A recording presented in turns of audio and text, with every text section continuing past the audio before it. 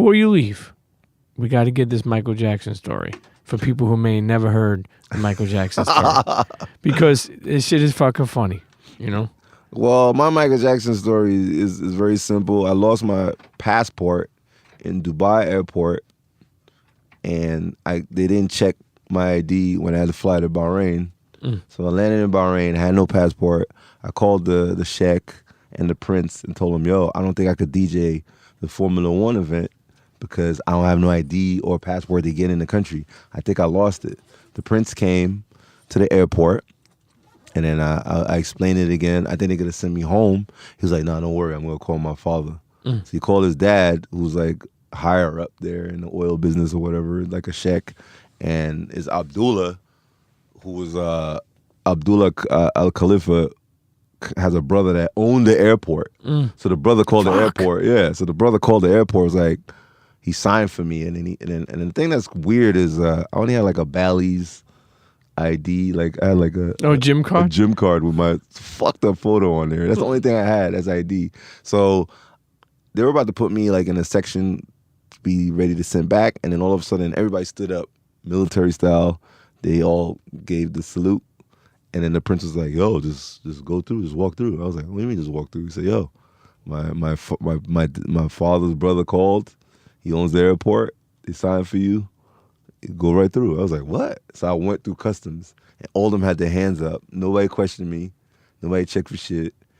And when I got outside, Ferraris, Lambos, you know, these crazy rich, spoiled Arab kids was waiting for me outside. I jump in, and this is it. I go DJ the Formula One event, no problem. But now I have an issue. I need a passport to get out of here and even to get back to the States. So I go to the customs, and the U.S. customs like, yo, who brought you here? I said, oh, the Prince. Well, you better go fuck with him. 'Cause you ain't getting shit here for another 4 or 5 weeks. I was like, 5 weeks? I got to wait for a passport for 5 weeks? Like, yeah. I was like, so I called him. I was like, yo, I think I got to be here for 4 or 5 weeks. He said, no, don't worry. My uncle owns the passport and shit. So I was like, all right, well, whatever, man. Whatever you got to do, man. I'll get the fuck out of here, yo. So I begged Tyson Beckford to hang out. I begged like 3 people to hang out. There was a MTV host from the UK. He actually came here to work here too. I forgot his name, my bag. And I had 2 other people. So random, Tyson Beckford. Yo, Tyson Beckford and John Legend. Okay. So John Legend left and was hanging out with some other rich motherfuckers, but he didn't tell me nothing about Michael Jackson either. I think he kept it to himself.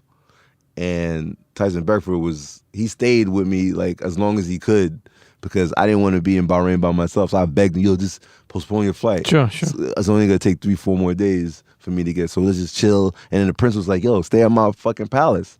So then he introduced me to Al-Khalifa. Al-Khalifa was like, nah, fuck that palace, stay at my shit. So I said, all right, yo, I'll fucking go to your castle. Let's go to the castle. So I go to the castle. He's like, yo, this is for you right here. You could do whatever you want. There's women here. This is yours, your section. If you want like food, drinks, whatever, go to this side. And if you need any car, every car on the planet. He said, yo, but my cousin or my son will take you to the mall, whatever, just ask, whatever. So he just forgot to tell me that Michael Jackson is at his house, like just hanging out. So I go to the pool area to just see where the drinks are, to see what kind of pool is there. Because, you know, I was like tanning and shit. Sure. So I get there, and Michael Jackson is at the pool, like getting a tan. And the first thing I told him, I'll never forget this shit, I was like, oh shit, your legs are white. Because I thought he would have black legs. Because I thought he bleached only the top of his body. Oh, shit. Yeah. I thought he only bleached the top of his body. Yeah. And so what'd he say? He started laughing. He was like, like laughing, you know, like his weird laughs and shit. So I was just like, so in my head, I kept it calm and collected because I didn't want to act like I was a groupie. Cause in my head, my head was exploding. Like, yeah. Like I was like a white girl, yo. I was screaming, like only in my head. So I tried to be cool. Yo, what up, nigga? Yo, it's crazy. Yo, I can't believe this. Yo, what are you doing here? And then I forgot what jokes I was bringing up. I got him to laugh a little bit. I got him comfortable with my bullshit. And then he was like, oh, okay. So he said, I'm going next door because he lives next door. Like the sheikh brought him out there and paid for his lawyer fees to escape all that molestation bullshit trial going on in America. So they made him a citizen of Bahrain. So one of the laws is like you can't say hi to him, and you can't say what's up to him. Mm. Like anybody go up to him, they're going to jail.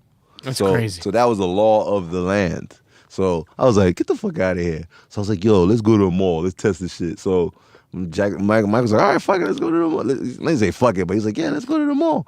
So I was like, no. So he had a robe. He put the robe on. So we went to the mall. So just to walk around, me, him, and the G-Unit Prince, Al Khalifa, which is the youngest one. And we just went to the mall just to fuck around. I went to Starbucks. Nobody said nothing to him. I went to the pizza shop.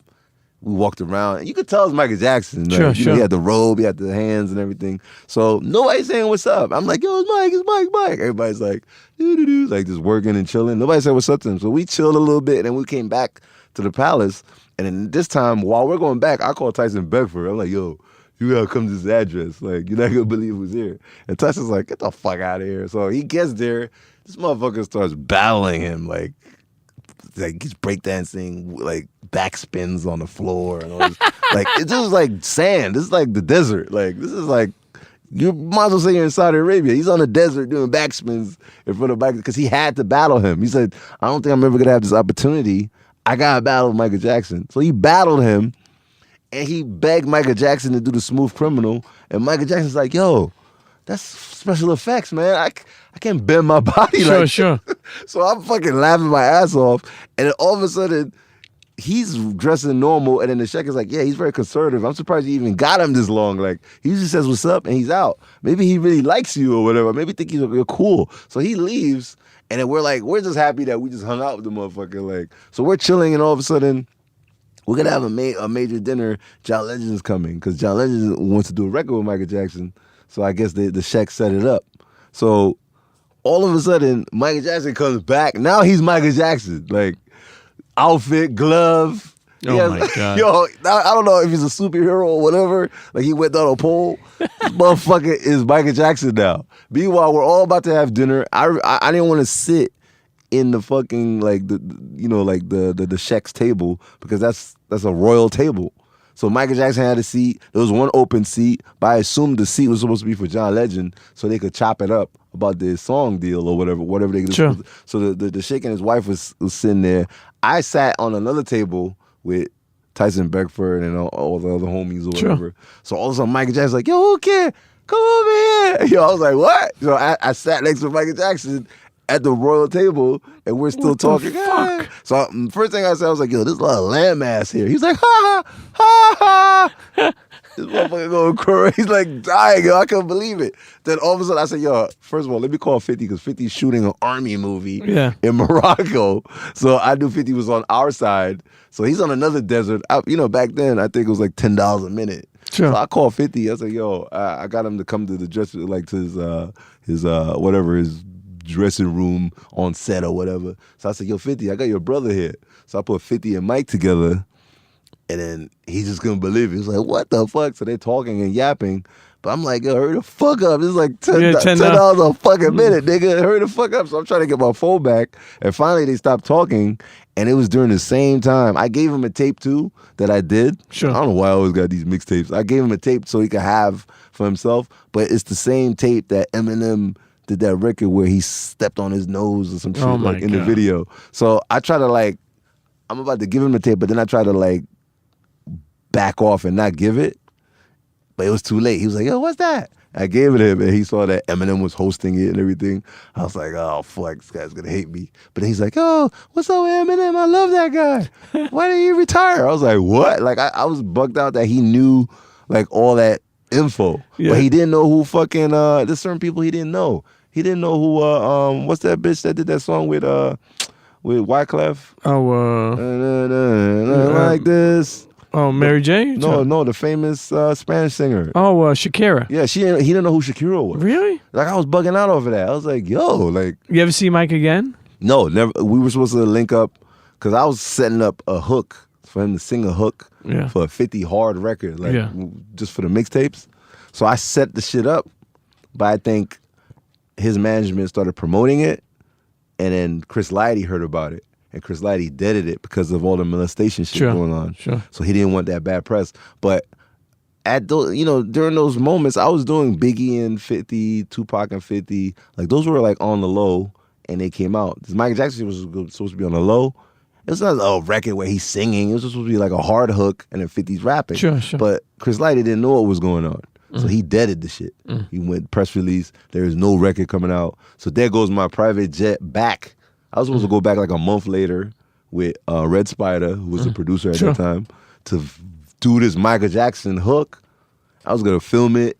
Yo, that would have been like my whole Rolling that would have been Stone. legendary, man. I was the only one on Rolling Stone with a Michael Jackson video and photo. Like that whole year, the only photo that came up was me and Mike. Like he was so on the low because of the molestation shit. Nobody knew where he was. He was hidden. He was hanging out with you. And I brought him out. I came out with him.